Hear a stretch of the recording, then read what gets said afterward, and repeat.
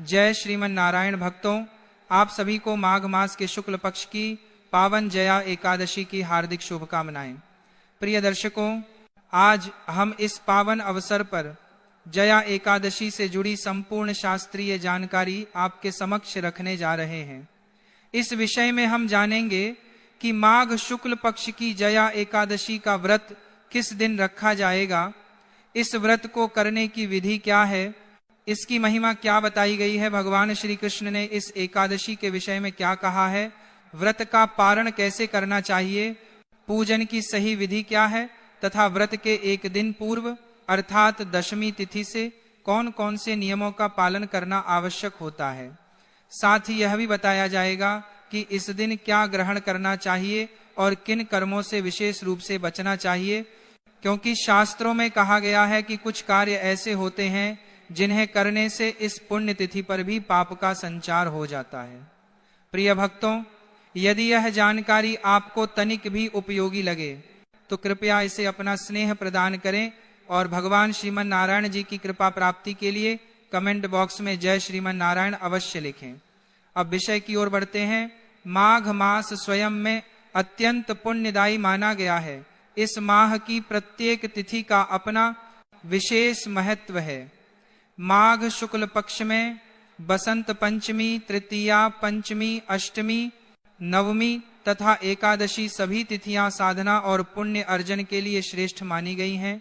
भगवान नारायण स्वयं कहते हैं कि जो मनुष्य माघ मास में स्नान करता है अथवा इस मास की एकादशी का विधि पूर्वक व्रत करता है, कुलिश में उसके समस्त पापों का नाश हो जाता है। माघ शुक्ल पक्ष की जया एकादशी को विजय प्रदान करने वाली एकादशी कहा गया है। यह एकादशी जीवन की कठिनाइयों पर विजय दिलाने वाली मानी जाती है। जो साधक श्रद्धा और नियम पूर्वक इस दिन भगवान विष्णु का पूजन करता है, शंख से अभिषेक करता है और रात्रि जागरण करता है, उसके संचित पाप नष्ट हो जाते हैं और जीवन में सकारात्मक परिवर्तन आने लगता है। शास्त्रों में वर्णन मिलता है कि इस एकादशी का पुण्य प्रभाव हजारों यज्ञों के फल के समान माना गया है। भगवान श्री कृष्ण ने युधिष्ठिर से कहा है कि माघ शुक्ल पक्ष की जया एकादशी का व्रत करने से मनुष्य ब्रह्म हत्या जैसे महापापों से भी मुक्त हो जाता है तथा भूत पिशाच आदि नीच योनियों से उद्धार पाकर मोक्ष मार्ग की ओर अग्रसर होता है। इस दिन पितरों के लिए तिल मिश्रित जल से तर्पण करना अत्यंत पुण्यकारी माना गया। विशेष रूप से माघ मास की एकादशी पर किया गया तर्पण पितरों को अत्यधिक तृप्ति प्रदान करता है। इस एकादशी की महिमा का एक प्रसिद्ध प्रसंग भी मिलता है, जिसमें दो गंधर्व श्रापवश पिशाच योनि को प्राप्त हो गए थे। अज्ञानवश उनसे जया एकादशी का व्रत और रात्रि जागरण हो गया। इस व्रत के प्रभाव से द्वादशी के दिन उनका श्राप समाप्त हो गया और उन्हें पुनः दिव्य स्वरूप की प्राप्ति हुई। इससे यह स्पष्ट होता है कि जब अनजाने में किए गए व्रत से इतना बड़ा फल प्राप्त हो सकता है, तो जो व्यक्ति श्रद्धा और संकल्प के साथ इस व्रत को करता है उसके पुण्य का अनुमान लगाना भी कठिन है। अब प्रश्न उठता है कि इस व्रत को कैसे किया जाए। शास्त्रों के अनुसार जया एकादशी के व्रत की तैयारी दशमी तिथि से ही आरंभ हो जाती है। दशमी के दिन से ही साधक को अपने आहार विहार और आचरण को शुद्ध करना चाहिए। इस दिन से मांस, मदिरा और तामसिक भोजन का पूर्ण त्याग कर देना चाहिए तथा मन, वाणी और कर्म से संयम धारण करना चाहिए। दशमी की रात्रि से ही भगवान विष्णु का स्मरण करते हुए व्रत का संकल्प लेना श्रेष्ठ माना गया है। इस व्रत को शास्त्रीय विधि और पूर्ण नियमों के साथ करना चाहिए। जो साधक श्रद्धा पूर्वक नियमों का पालन करते हुए इस व्रत को आरंभ करता है और विधि विधान से इसका समापन करता है, उसकी मनोकामनाएं अवश्य पूर्ण होती हैं। जया एकादशी के दिन पितरों के लिए तर्पण करना विशेष रूप से फलदायी बताया गया है। वैसे तो प्रत्येक एकादशी पर पितृ तर्पण का महत्व है, लेकिन माघ मास में वह भी एकादशी के दिन तिल मिश्रित जल से किया गया तर्पण पितरों को अत्यंत संतोष प्रदान करता है। आगे हम यह भी जानेंगे कि पितृ तर्पण किस विधि से करना चाहिए। भगवान श्री कृष्ण स्वयं इस एकादशी की महिमा बताते हुए कहते हैं कि जया एकादशी के पुण्य प्रभाव से माल्यवान नामक गंधर्व और गंधर्व कन्या पुष्पवती का उद्धार हुआ था। देवराज इंद्र के श्राप से वे दोनों पिशाच योनि को प्राप्त हुए और लंबे समय तक घोर कष्ट भोगते रहे। एक बार अज्ञानवश उनसे माघ शुक्ल जया एकादशी का व्रत हो गया और उसी रात्रि उनसे जागरण भी हो गया। इस व्रत के प्रभाव से जब अगले दिन द्वादशी का सूर्य उदित हुआ तो देवराज इंद्र का श्राप समाप्त हो गया और दोनों को पुनः अपना दिव्य गंधर्व स्वरूप प्राप्त हुआ। इस प्रकार यह एकादशी मनुष्य के अत्यंत भारी पापों का भी नाश करने वाली मानी गई है।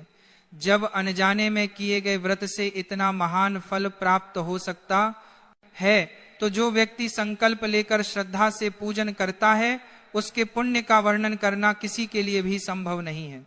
इस व्रत को शास्त्रीय विधि और पूर्ण नियमों के साथ करना चाहिए। जो साधक श्रद्धा पूर्वक नियमों का पालन करते हुए इस व्रत को आरंभ करता है और विधि विधान से इसका समापन करता है और विधि विधान उसकी मनोकामनाएं अवश्य पूर्ण होती हैं। जया एकादशी के दिन पितरों के लिए तर्पण करना विशेष रूप से फलदायी बताया गया है। वैसे तो प्रत्येक एकादशी पर पितृ तर्पण का महत्व है, लेकिन माघ मास में वह भी एकादशी के दिन तिल मिश्रित जल से किया गया तर्पण पितरों को अत्यंत संतोष प्रदान करता है। आगे हम यह भी जानेंगे कि पितृ तर्पण किस विधि से करना चाहिए। भगवान श्री कृष्ण स्वयं इस एकादशी की महिमा बताते हुए कहते हैं कि जया एकादशी के पुण्य प्रभाव से माल्यवान नामक गंधर्व और गंधर्व कन्या पुष्पवती का उद्धार हुआ था। देवराज इंद्र के श्राप से वे दोनों पिशाच योनि को प्राप्त हुए और लंबे समय तक घोर कष्ट भोगते रहे। एक बार अज्ञानवश उनसे माघ शुक्ल जया एकादशी का व्रत हो गया और उसी रात्रि उनसे जागरण भी हो गया। इस व्रत के प्रभाव से जब अगले दिन द्वादशी का सूर्य उदित हुआ तो देवराज इंद्र का श्राप समाप्त हो गया और दोनों को पुनः अपना दिव्य गंधर्व स्वरूप प्राप्त हुआ। इस प्रकार यह एकादशी मनुष्य के अत्यंत भारी पापों का भी नाश करने वाली मानी गई है।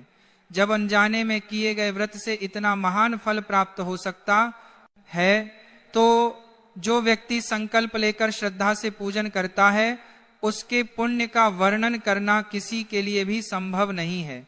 अब स्वाभाविक प्रश्न यह उठता है कि इतना फलदायी व्रत किया कैसे जाए, इसकी विधि क्या है, इसके नियम कौन कौन से हैं और इसका पालन किस प्रकार करना चाहिए। शास्त्रों में बताया गया है कि जया एकादशी के व्रत की तैयारी एक दिन पहले अर्थात दशमी तिथि से ही आरंभ हो जाती है। दशमी के दिन से ही व्रती को अपने आचरण और आहार को शुद्ध कर लेना चाहिए। इस दिन से मानसिक और शारीरिक रूप से मदिरा, मांस आदि का पूर्ण त्याग कर देना चाहिए। बहुत से लोग एकादशी का व्रत तो रखते हैं लेकिन जीवन में मांस मदिरा का सेवन भी करते हैं। ऐसे साधकों को विशेष रूप से एक दिन पूर्व ही इनका त्याग कर देना चाहिए। ऐसा नहीं होना चाहिए कि दशमी को सेवन किया जाए और एकादशी के दिन त्याग किया जाए। दशमी तिथि से ही लहसुन, प्याज तथा तामसिक भोजन का प्रयोग वर्जित माना गया है। जो व्यक्ति एकादशी का व्रत कर रहा है उसे ब्रह्मचर्य का पालन करना अनिवार्य बताया गया है। शास्त्रों में यह भी कहा गया है कि एकादशी और द्वादशी के दिन बाल धोना निषिद्ध है, विशेष रूप से स्त्रियों के लिए। इसी कारण दशमी तिथि को ही स्नान और केश शुद्धि कर लेनी चाहिए और उसी दिन से ब्रह्मचर्य का संकल्प लेना चाहिए। यह ब्रह्मचर्य का नियम पारण तक बनाए रखना चाहिए। इसके साथ ही तन और मन दोनों की शुद्धि पर विशेष ध्यान देना चाहिए। दशमी तिथि से शहद का प्रयोग भी वर्जित बताया गया है। इसीलिए यदि एकादशी के दिन पंचामृत बनाया जाए तो उसमें शहद का प्रयोग नहीं करना चाहिए। न ही द्वादशी के दिन, एकादशी के दिन चावल का सेवन नहीं किया जाता, यह नियम सर्वविदित है।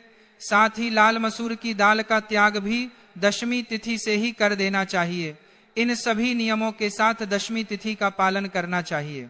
शास्त्रों में दशमी को एक समय भोजन करने का विधान बताया गया है। यदि स्वास्थ्य अनुमति दे तो दिन के समय केवल एक बार अन्न ग्रहण करना उत्तम माना गया है और रात्रि में अन्न सेवन से बचना चाहिए। हालांकि आज के समय में अनेक लोग औषधियों पर निर्भर होते हैं या स्वास्थ्य संबंधी समस्याएं होती हैं, इसलिए जिनके लिए ये नियम संभव न हो वे अपने शरीर को कष्ट न दें। रात्रि में सोने से पूर्व दंत धावन अवश्य करना चाहिए ताकि मुख में अन्न का कोई अंश न रहे। एकादशी के दिन प्रातःकाल सूर्योदय से पहले उठना चाहिए। माघ मास की एकादशी पर गंगा स्नान, यमुना स्नान अथवा त्रिवेणी स्नान का अत्यंत बड़ा महत्व बताया गया है। जो लोग इन पवित्र नदियों तक नहीं जा सकते वे घर पर ही स्नान के पात्र में थोड़ा गंगा जल मिलाकर स्नान करें।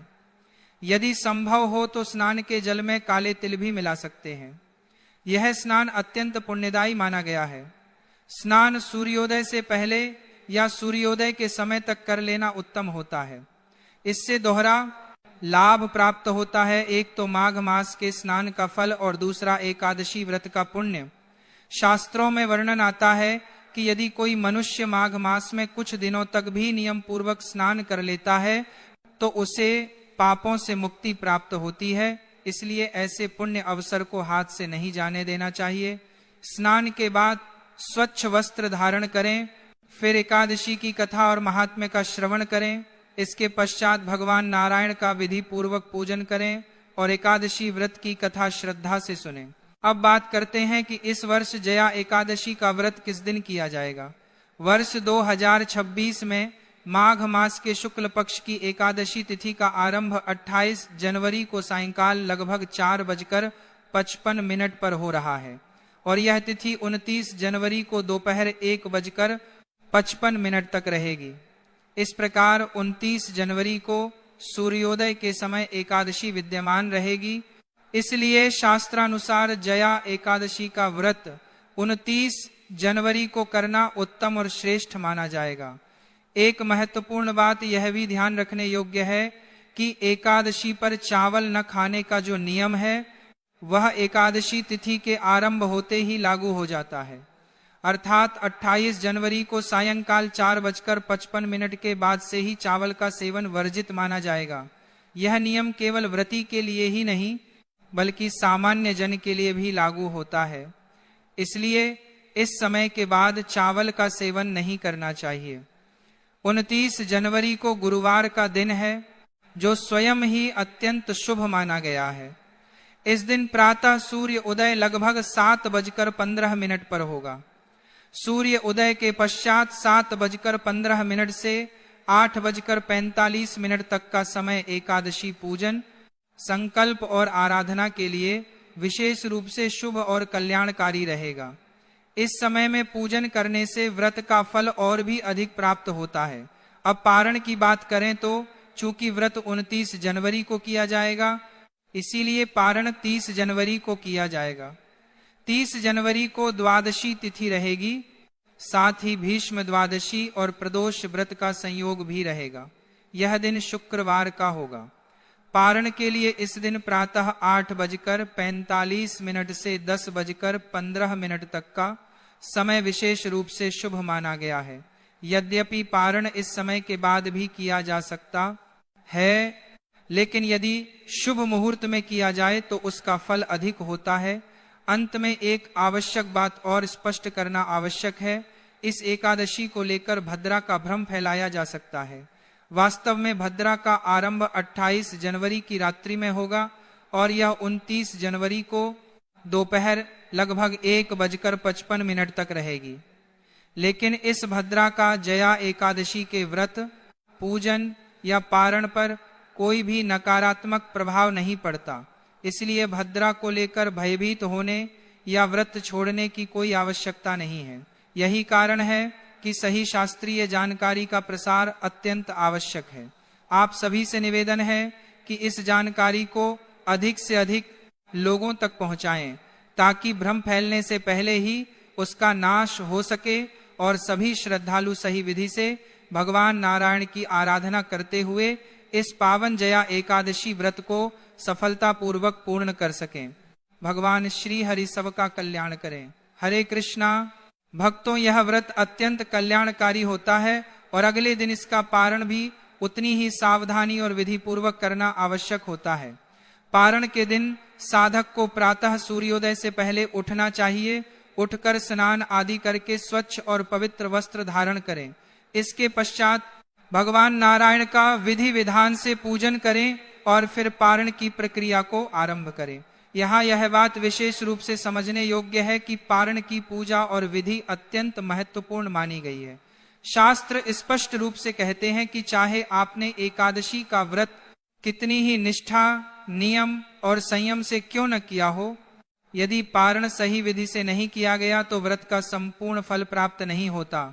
यहाँ तक कहा गया है कि यदि विधान पूर्वक पारण न किया जाए तो साधक को केवल लगभग 30% पुण्य ही प्राप्त होता है। इसलिए पारण को हल्के में लेना या टालना उचित नहीं। व्रत की पूर्णता पारण से ही मानी जाती है। पारण की विस्तृत विधि, पूजा क्रम और आवश्यक नियमों के विषय में मैं अलग से आगामी वीडियो में विस्तार पूर्वक जानकारी दूंगा। अब पारण के मूल नियमों को संक्षेप में समझ लेते हैं।